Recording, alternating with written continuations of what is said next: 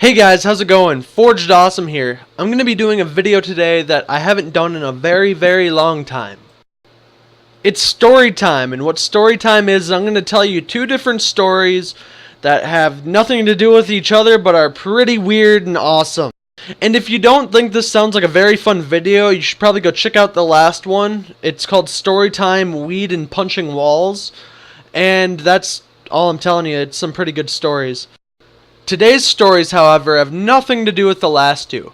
Today's stories are about me accidentally walking into a gay pride parade, along with a story about my cousin and a Ouija board. But we're going to get to my cousin and a Ouija board after this one. The first one we're telling is about the gay pride parade. Now, I usually go to Minneapolis once a week or so. I go and grab a burger or some sushi, and I go around biking and just see what's going on. By far, my favorite place to go in Minneapolis is probably Lake Calhoun because it's always a really fun place to be and there's something crazy going on all the time. And sure enough, that's where our story finds us. I'm in Lake Calhoun, I'm walking along a path, going to my favorite burger place. But as I'm walking along, the first thing I notice is a lot of people in colored shirts. It's not really a lot of rainbow or anything like you'd expect from a gay pride parade, which I didn't know it was that at the time. But it was more just really neon shirts. They were just bright. At first I didn't really know what to expect out of all these neon shirts. I just kind of saw them and I'm like, okay, what the hell is this? What's going on? But things ended up getting weird, and the next thing you know, I'm surrounded by this big group of guys. And they seem pretty cool guys. They're pretty normal. They're beach guys. They're all tan. They got the big muscles. And one of them goes over and looks down at me. "Hey kid, what you doing in the middle of this parade?" And I'm looking up at this guy like, the hell are you talking about? And the next thing you know, this guy tells me, "Dude, this is a gay pride parade. If you didn't know that, get out." Now when the dude said this, the first thing I immediately thought was how rude this dude was. Like, why the heck would he be yelling at me? And the second reason I had a problem with this dude is I'm not anti-gay at all. I have no problem with if a man loves a man, you know, that's fine by me, or if a woman loves a woman, that's totally cool. But what made this weirder is the next thing I know, there are a bunch of other guys coming over, and I don't know if they were friends or what was going on.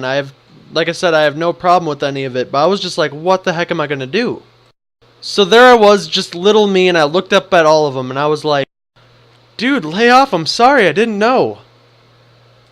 But this dude was being really mean. I kid you not, he looked down at me and said, "What the hell do you mean you didn't know? Of course you knew. You're one of those anti-gay guys. You just don't like the gays, do you?" And I'm sitting here terrified, right? I'm just looking at this guy like, what the heck? Am I going to get beat up or something? And even worse, at this point, he's like getting a crowd of all these gay guys just standing around us staring really meanly at me. "Screw this, guys. This kid's not worth our time. Let's go get a beer." And I honestly didn't know what to do. I just looked up at the guy and I said, "Dude, seriously, I didn't know. Just let me go." And this time the guy responds, "What do you mean let you go? I'm not going to let you go. Being anti-gay like that, I'm just not going to let it happen." And at this point, this guy's like getting really emotional. All of his friends are sitting around there glaring at me because I made this guy so mad. And like I said, I honestly had no idea what to do at this time. I was just looking at this guy like, okay, I just accidentally walked into this. What the hell? And all these dudes in rainbow shirts are like sitting around just pounding their fists on their hands and stuff like that. You know, they look like this gang that's about to beat me up. So in this moment of being terrified, I say, "Dude, I don't care if you're gay or not. Just leave me be." And this is when things get really weird. This guy just looks down at me with this angry face. He was so mad. "You're straight, aren't you? Well, if you're straight, you shouldn't be happy because you should suffer through everything we have." And this is the point where some of the guys in the crowd were just kind of like, okay, that guy just said something really stupid. And so, you know, a few of them leave, and there's still like 5 or 6 of them surrounding me with this guy standing up at me all angry. And usually I'm not offended by rallies or anything, and so I wasn't going to be offended. I would have just left. But this guy was just insisting to pester me about all this stuff, like being straight and everything. I'm like, what the heck am I going to do? So finally, in the heat of the moment, I tell this guy something I wish I could take back, honestly. It's not because it was really offensive or mean or anything, but it honestly was just the weirdest thing I could have said at that moment. You know what, dude? You're wrong. Just lay off. Straight people, including me, can be happy. You know what? Get out of here. Next week, I'm coming in and I'm going to have a straight pride parade, and there's nothing you can do about it. And yeah, so I said this, right? And the first thing this guy does was just look at me. And I'm not going to do the thing where I'm standing on the side. He just does one of these faces. I'll take off my glasses. And then there's me having just said this, surrounded by these people gawking at me in this big circle, just thinking, oh my god, did I just say that? Seriously, Randy, what the hell is wrong with you? But there was one thing that was kind of funny about this whole situation where the big guy in the middle was angry at me, the one who had been yelling at me, but his 5 friends who were surrounding us at the time, after I'd said this, are just sitting there doing that thing where you put your hand over your mouth and you're like... And the one big guy just kind of knew he was done. He knew he had, I don't want to say lost, but he knew, like, whatever had happened had just happened and there was no way he was going to change anything. So the guy just does one of those things which I'd only seen in movies, where he's got, like, the whole gang and he's like, whatever, guys, we're out of here. And so yeah, that was kind of a really awkward moment for me. By the way, I totally am keeping this pink shirt on because I got really sick of changing them back and forth. So yeah, that was my time getting stuck in a gay pride parade. I mean, it was a very strange situation and it got dealt with in even a weirder way because I'm an idiot. But our next story isn't really about that. Our next story has to do with the Ouija board and my cousin. By the way, I'm going to be doing this in one take, so you guys don't have to watch me shift around the screen 20 times again. Okay? Here we go. Okay, I'm such a weirdo. Anyways, this is my story about the dark woods. I'm up north with my cousins, right? And my uncle and my parents, and we're all just chilling up north. And while we're up there, we go to the attic, right? And this is my great uncle's attic, and he's a really cool dude, and he collected all this stuff from everywhere. One of the things we found up there was a Ouija board, right? We found, like, other things too. We found, like, different toys from, like, 1900s, and we found newspapers, and it was really cool. But the one thing that caught our eye was this Ouija board. And it wasn't like the normal, like, big square Ouija board you would expect, you know, like the big brick of a Ouija board. It's like a square. Okay, but no, it was more of a circle. Okay, this had a big circle with all the letters around it, and then it had the yes and the no and your little slider thing. But it also had a big eye in the middle. It was one of those things where, you know, like when you used to have bikes, and this is something I had as a little kid. When I had my bell on my bike, it was like the little rotating eyeball thing, and it was like in liquid. Yeah, it was one of those in the middle of it, but the Ouija board didn't roll around. It was just kind of like half the eyeball and then that, which didn't really make much sense at the time. So anyways, we're on it, right? And we're messing around with the Ouija board, and so my oldest cousin ends up taking it, and her name is Megan. And Megan has her little... like the little slider thing, and we're just being dumb.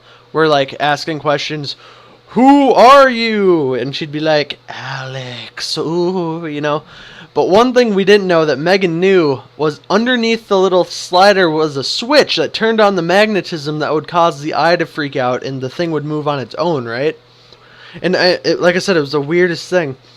So eventually, after asking 5 or 6 questions, we're getting into it, and she turns the switch, right? And we don't see it, obviously. We have no idea.